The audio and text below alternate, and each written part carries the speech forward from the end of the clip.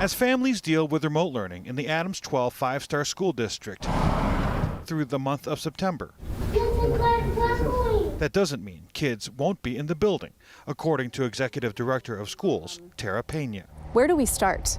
How do we really, how are we able to really launch something like this to the magnitude? Adams 12 wants to add a twist to the idea of learning pods by having some students form groups to remote learn together in school 5 days a week, similar to the summer program seen here.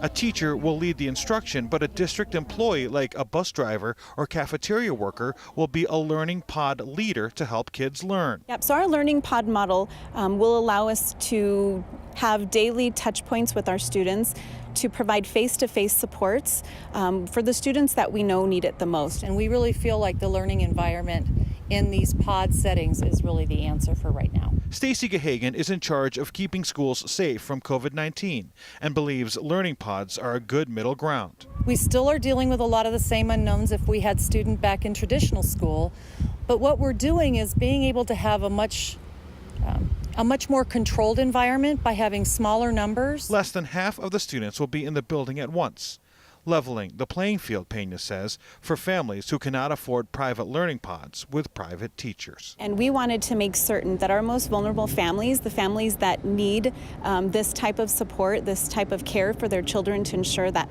we can continue to meet their needs academically and social-emotionally. And safely.